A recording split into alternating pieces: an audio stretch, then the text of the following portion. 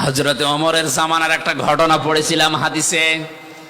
তিনি ক্ষমতা পাওয়ার পরে রায় দিয়ে দিলেন, ঘোষণা দিয়ে দিলেন যে মদ আজকে থেকে হারাম, কেউ যেন আমার রাজ্যের ভেতরে মদ আর কেউ বিক্রি না করে। মদিনার এক যুবক আকিক নামক বাজার থেকে চুরি করে 2 বোতল মদ ওই সময় কিনেছে। 1 বোতল জায়গায় বসে খেয়েছে, আর একটা নিয়ে যাচ্ছে বাড়িতে। রাতের বেলা বন্ধুদের নিয়ে আনন্দ করে চুরি করে খাবে।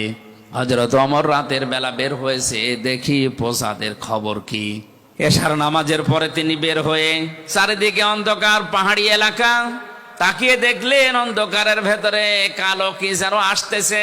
কাছে যত যায় তত স্পষ্ট হয়। কাছে গিয়ে দেখলেন একটা মানুষ। ডাক দিয়ে বলেন, এই বেটা, রাতের বেলা এভাবে কি করো? লোকটা হযরতে ওমরের কণ্ঠ শোনার পরে তার মাতলামি ভালো হয়ে গেছে। কারণ হযরতে ওমর যে রাস্তা দিয়ে যেত, শয়তান পর্যন্ত রাস্তায় আসতে ভয় পেত। লোকটা ছিল মাতাল। হযরত ওমরের কণ্ঠ যাই শুনেছে, এই বেটা, রাতের বেলা কি করো? ওর মাতলামি গেছে ভালো হয়ে। ডাক দিয়ে বলে, খলিফা, আমার বোনের বাড়ি যাচ্ছি।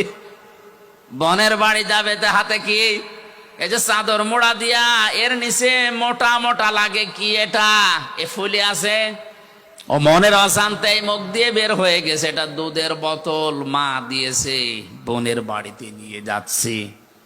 হযরত ওমর সঙ্গে সঙ্গে বললেন, দেখি তোর দুধের বোতল দেখা কেমন। লোকটা চিন্তা করছে, মিথ্যা কথা তো বলেই ফেলেছি, 1 বোতল খেয়েছিলাম, আর 1 বোতল নিয়ে যাচ্ছিলাম। এই কঠিন মুহূর্তে যদি চাদরটা তুলে বোতলটা হাতে দেই, দেওয়ার সঙ্গে সঙ্গে এই মিথ্যা বলার অপরাধ আমরা মেরে ফেলবে।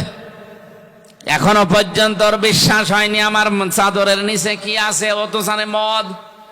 ওই সময় আল্লাহকে ডাক দিয়ে বলেছে মনে মনে, রব্বুল আলামিন, আজকের এই কঠিন অবস্থায় তুমি যদি ওমরের হাত থেকে আমারে বাঁচিয়ে দিতে পারো, তোমার নামে শপথ করে বলছি, জীবনে আর কোনোদিন আমি মদ খাবো না। হযরত ওমর হাত বাড়িয়েছে, লোকটাও চাদর খুলে দিচ্ছে। ওর তো মনে মনে আছে যে এটা মদেরই বোতল। চাদর ওসা করে যখন ওনার হাতে দিয়েছে, হযরতে ওমর হাতে নিয়ে দেখলেন গরম দুধ। ডাক দিয়ে বলে, আল্লাহর বান্দা, এই নাও, চলে যাও। লোকটাকে যখন বলে এই নাও, চলে যাও, ও আর যায় না, জায়গায় দাঁড়িয়ে আছে। হযরত ওমর জিজ্ঞাসা করে, কি যাও না কেন? লোকটা বোতল ফেলে দিয়ে বলে, খলিফাতুল মুসলিমিন, আমি কিন্তু সত্যি মদ খেয়েছিলাম, আর 1 বোতল নিয়ে যাচ্ছিলাম বন্ধুদের নিয়ে খাবো। আপনি যখন চাইলেন, আমিও দেওয়ার জন্য রেডি। ওই সময় মনে মনে আল্লাহকে একটা ডাক দিয়েছিলাম, রব্বুল আলামিন, তোমাকে ভয় করেই বলছি, আজকে যদি ওমরের হাত থেকে তুমি আমারে বাঁচিয়ে দিতে পারো, জীবনে আর মদ খাবো না।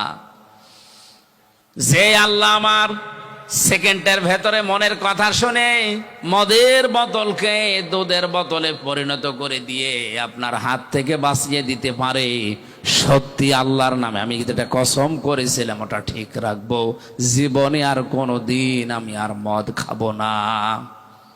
এই জন্য মন থেকে ভয় করে যদি কোনো মানুষ সঠিক সিদ্ধান্ত নিয়ে ফিরে আসতে পারে অন্যায় কাজ থেকে, ওই সময় থেকে আল্লাহ তাকে সাহায্য করবেন।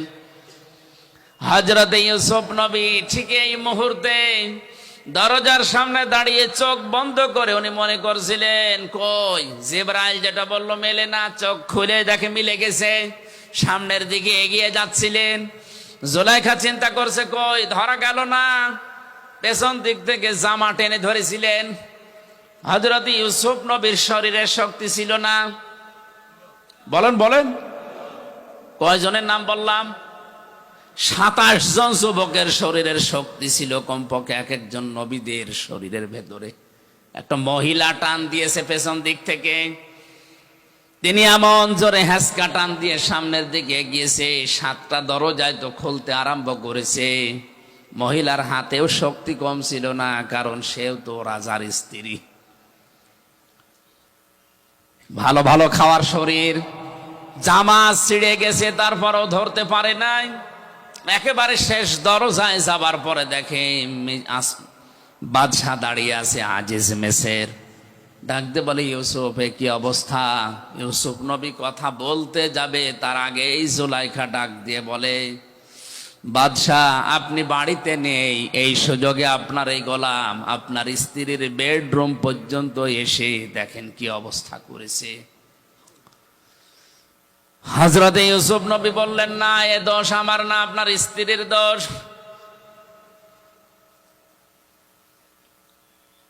কথা কাটাকাটির এক পর্যায়ে হযরত ইউসুফ নবীকে বাদশাহ জিজ্ঞাসা করে, তোমার কোনো সাক্ষী আছে?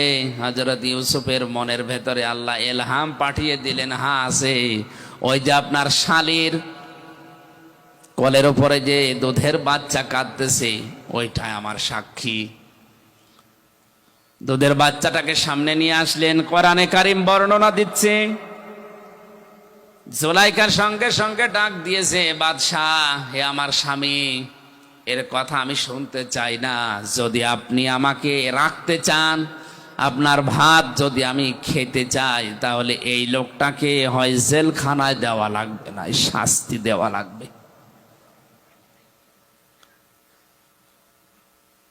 হযরত ইউসুফ আলাইহিস সালাম ছোট্ট এই বাচ্চার দিকে তাকিয়ে ইশারা করলেন, তোমার যা জানা আছে বলো দেখি। বাচ্চা ওর কি জানা আছে? আল্লাহ রাব্বুল আলামিন বলেন, ইউসুফ আলাইহিস সালামের কথা শোনার পরেই কিন্তু বাচ্চা কথা বলেনি। চুপ করে যখন ছিল, বাদশা ইউসুফ নবীর দিকে চোখ মোটা করেও তাকিয়েছিল। আল্লাহ রাব্বুল আলামিন নবীজির এই কঠিন মুহূর্তে যৌবনের এত বড় তাড়নায় যিনি পরীক্ষা দিয়ে পাশ করেছেন, তাকে ফেলে দেবেন না। এই কারণে এই বাচ্চার মুখ দিয়ে আল্লাহ কথা বের করে দিলেন।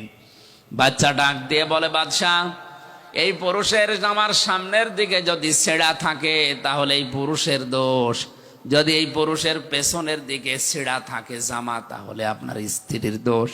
তখনও পর্যন্ত জুলাইখার হাতে ইউসুফ নবীর জামার পেছনের সাইড ছেঁড়া, হাতে নাতে প্রমাণ।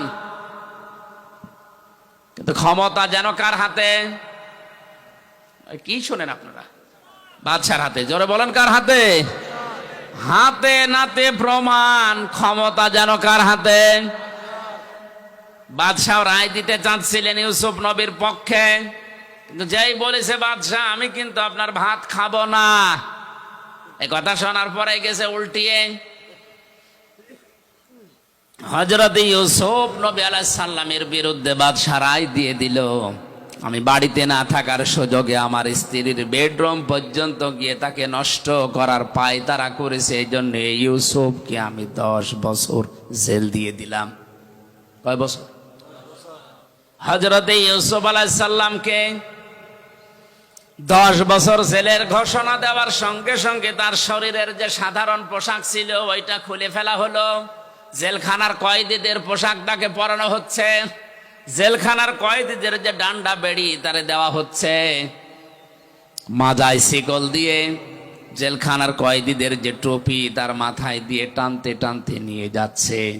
হযরত ইউসুফ নবী আলাইহিস সালাম ওই সময় আকাশের দিকে তাকিয়ে বলেছিলেন, রব্বুল আলামিন তুমি তো জানো আমি জিনা করিনি, তুমি তো জানো আমি ধর্ষক না, আমি মানুষের বাড়ি ঘরে আগুন লাগাইনি।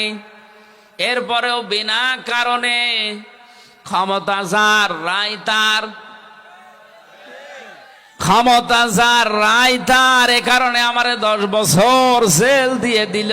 আমার কোনো দুঃখ নেই।